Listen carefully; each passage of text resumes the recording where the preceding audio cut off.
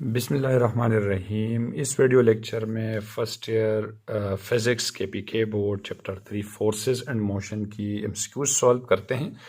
पहला सवाल गिवन है कि a ball is thrown vertically upward at 19.6 metre per second for the complete trip up and back down to the starting position. Its average speed is, यानी let's suppose एक ball है, ये है हमारे पास अर्थ सरफेस। हमने इसी earth surface से ball को ऊपर की तरफ फेंका। अब ये बॉल जो है ऊपर से वापस नीचे आ रहे, तो इस कंप्लीट राउंड ट्रिप में बॉल की एवरेज स्पीड किस चीज़ के इक्वल होगा। तो देखें, हमें अब यहाँ से क्लियर है कि यहाँ से ग्राउंड से ऊपर मोशन में हमारे पास जो डिस्टेंस है इसको S1 का नाम दे दिया, और वापसी में जो डिस्टेंस है वो है हमारे पास S2। अपवर्ड मोशन में जो टाइम लग रहा है इसको मैंने T1 का नाम दे दिया, और डाउनवर्ड मोशन में जो टाइम है वो है हमारे पास T2। तो देखें, यहाँ पर हमें गिवन है a ball is thrown vertically upward at 19.6 metre per second. हमें मालूम है कि जब एक चीज़ को हम ऊपर की तरफ फेंक देते हैं तो टॉप पॉइंट पे जो फाइनल वेलोसिटी है वो 0 के इक्वल होते हैं। तो देखिए, यहाँ पर हमें पता चला कि VF 0 के इक्वल है, 0 मीटर पर सेकंड, और VI जो है यहाँ पर क्वेश्चन में गिवन है 19.6 मीटर पर सेकंड के इक्वल है। दूसरा, हमें मालूम है कि अर्थ ग्रेविटी के अगेंस्ट ये बॉल ऊपर जा रहे, तो ए को हमने कंसिडर करना होगा। ए इज इक्वल्स टू यानी G, और G जो है हमारे पास -G होगा, यानी -9.8 मीटर पर सेकंड स्क्वायर होगा अपवर्ड मोशन में। तो देखिए, G को हमने यहाँ पर रिप्लेस करना है। G is equals to -9.8 metre per second square जो है हमारे पास G है। तो देखिए, अब हमने मालूम करना है एवरेज स्पीड, यानी VAV हमने फाइंड करना है। तो देखिए, फार्मूला हमारे पास बन जाएगा कि VAV जो है ये बराबर होगा total distance divide by total time के बराबर हो जाएगा। Total distance divide by total time, यानी यहाँ पर टोटल डिस्टेंस की जगह पर मैंने लिख दिया ST, और टोटल टाइम की जगह पर मैंने लिख दिया T और कैपिटल T, यानी ये बना फार्मूला इसको सॉल्व करने के लिए। अब देखिए, अब हमें चाहिए टोटल डिस्टेंस। तो टोटल डिस्टेंस की अगर हम गौर कर ले, यहाँ पर सिर्फ जो है acceleration due to a gravity है, और यानी अपवर्ड जाने में जितना डिस्टेंस है इतना वापसी में भी है, अपवर्ड जाने में जितना टाइम लग रहा है वो वापसी में भी है।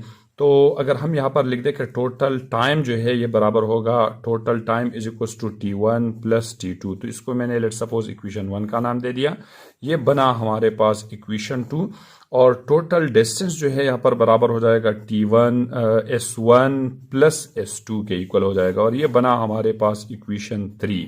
तो देखिए, सबसे पहले इक्वेशन अगर हम यहाँ पर फाइंड कर दे टाइम, तो अगर हम यहाँ पर सबसे पहले टाइम को फाइंड कर दे, तो टाइम के लिए अगर हम first equation of motion use कर दे तो VF is equal to VI plus AT। तो T बराबर हो जाएगा VF माइनस VI अपान, यानी -VI अपान, यानी देखिए हमने VI इधर आ जाएगा और डिवाइड बाई A हो जाएगा, और A यहाँ पर बराबर है -G के। तो अगर इसके अंदर हम यहाँ पर वैल्यूज रिप्लेस करेंगे तो T is equal to VF0 minus VI है 19.6 और डिवाइड बाई -9.8। तो ये माइनस माइनस के साथ कैंसिल हो जाएगा, और 19.6 को जब हम 9.8 से डिवाइड कर देते हैं तो ये हमारे पास बन जाएगा, यानी ये 2 बन जाएगा, यानी 2 सेकंड जो है अपवर्ड जाने में है, यानी अपवर्ड मोशन में हमारे पास जो टाइम लग रहा है वो 2 सेकंड है, वापसी में भी T2 भी हमारे पास 2 सेकंड हो जाएगा। तो टोटल टाइम जो है यहाँ पर ये बन जाएगा total time is equal to 4 second हो जाएगा, जो कि इस इक्वेशन में हमने रिप्लेस करना है।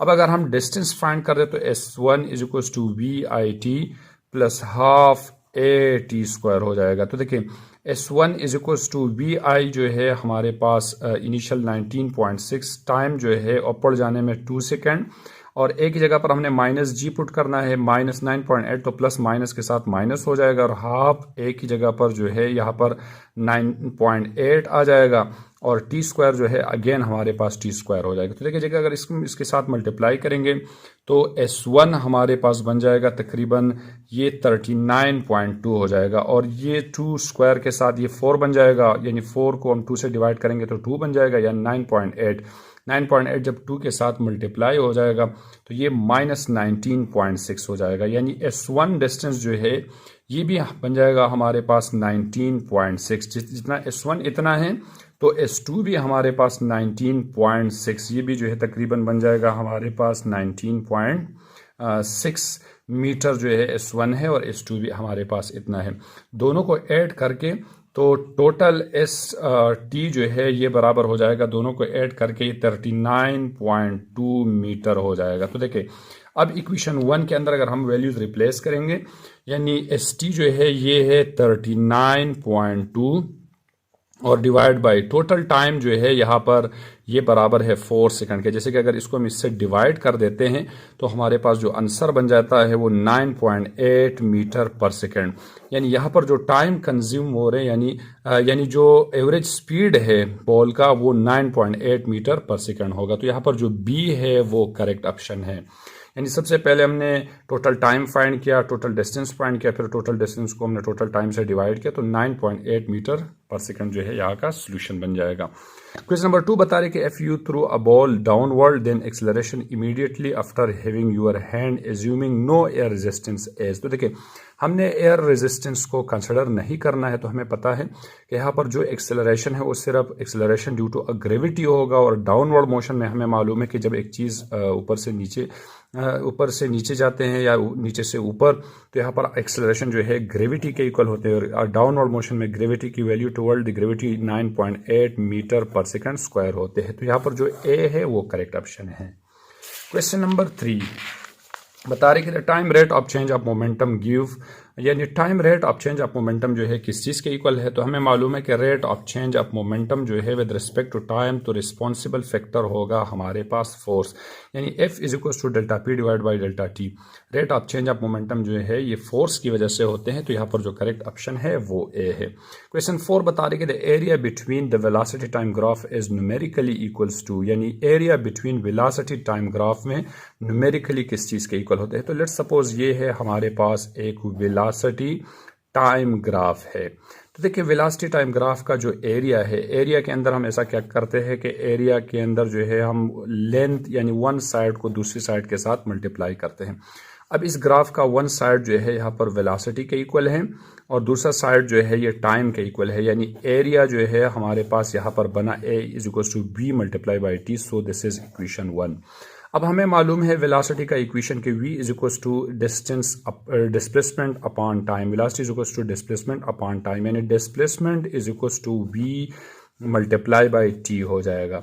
तो ये बना हमारे पास इक्वेशन 2। अगर हम इक्वेशन 1 को 2 के साथ कंपेयर करेंगे तो इधर जो हमारा एरिया है वो A is equal to V multiply by T is equal to V multiply by T S के इक्वल है, यानी डिस्प्लेसमेंट के इक्वल है। तो देखिए यहाँ पर जो करेक्ट ऑप्शन है वो हमारा बी ऑप्शन है, डिस्प्लेसमेंट, यानी area of velocity time graph numerically equal है डिस्प्लेसमेंट के।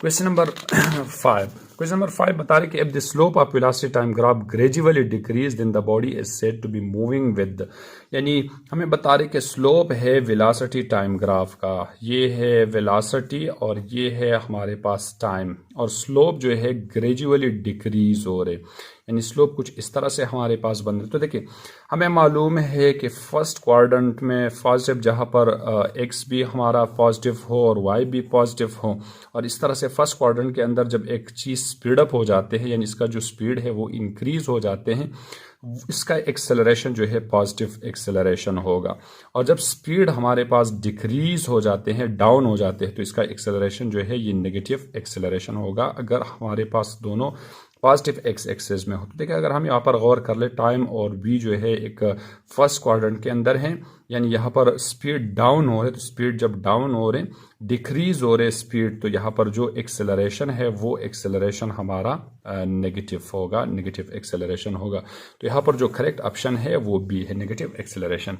क्वेश्चन नंबर 6 बता रही कि a 7.0 kg bowling ball experience a net force of 5 Newton, what will be the acceleration, यानी हमें मास गिवन है m is equal to 7.0 kg और force जो है यहाँ पर गिवन है 5 न्यूटन फोर्स है। हमें बता रहे कि एक्सेलरेशन कितना होगा, तो according to Newton second law F is equals to ma, यानी A is equals to F upon m हो जाएगा, यानी A is equals to force जो है यहाँ पर 5 है और डिवाइड बाई 7, जैसे कि 5 को हम 7 से डिवाइड कर देते हैं तो इसका जो सोल्यूशन है वो तकरीबन हमारे पास बन जाएगा, यानी यहाँ पर जो सोल्यूशन है वो 0.7 यानी 0.71 metre per second square answer बन जाएगा। तो यहाँ पर जो करेक्ट ऑप्शन है वो डी है।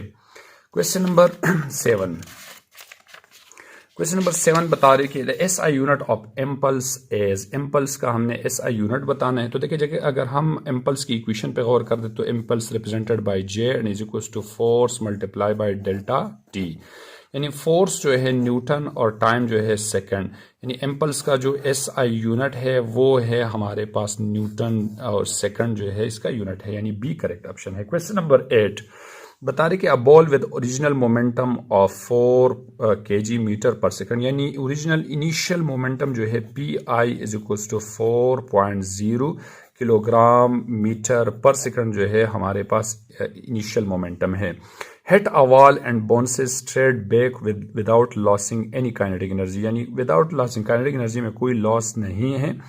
The change in momentum of the ball as, let's suppose हमने जो है चेंज इन मोमेंटम जो है मालूम करना है कि यहाँ पर एक मिसाल के तौर पर जैसे कि एक वॉल है और एक बॉल जो है हम बिल्कुल वॉल के डायरेक्शन पे यानी जो है फेंक रहे, यहाँ बॉल जो है वॉल के साथ कोलाइड होके वापस इस तरह से स्ट्रेट जो है रिबाउंड हो रहे, तो ये इनिशियल मोमेंटम है, ये बना हमारे पास फाइनल मोमेंटम। सिर्फ काइनेटिक एनर्जी में लॉस नहीं हो रहे, और जैसे कि अगर इनिशियल मोमेंटम 4 है तो मोमेंटम वेक्टर क्वांटिटी है, रिबाउंड मोमेंटम भी ये भी 4 होगा, लेकिन एक अगर इस डायरेक्शन में तो दूसरा इसका नेगेटिव अब वेक्टर होगा, दूसरा -4 किलोग्राम मीटर पर सेकंड होगा, और जिस तरह से किलोग्राम मीटर पर सेकंड है 4, तो ये -4 किलोग्राम मीटर पर सेकंड होगा। तो देखिए फाइनल मोमेंटम यहाँ पर बराबर है -4 किलोग्राम मीटर पर सेकंड के, और हमें मालूम है कि मोमेंटम हर एक सिस्टम के अंदर जो है कंजर्व होते हैं बिफोर और आफ्टर। हमने चेंज इन मोमेंटम मालूम करना है, तो चेंज के अंदर हम हमेशा फाइनल माइनस इनिशियल, यानी final momentum minus initial momentum आ जाएगा, यानी फाइनल माइनस इनिशियल। देखिए फाइनल मोमेंटम -4 और इनिशियल -4, तो माइनस माइनस प्लस, तो डेल्टा P जो है यहाँ पर -8 न्यूटन, तो न्यूटन सेकंड आ जाएगा। तो यहाँ पर जो करेक्ट ऑप्शन है वो डी है। इस लेक्चर की रिमेनिंग MCQs जो है नेक्स्ट लेक्चर के अंदर सॉल्व करते हैं। अल्लाह हाफिज़।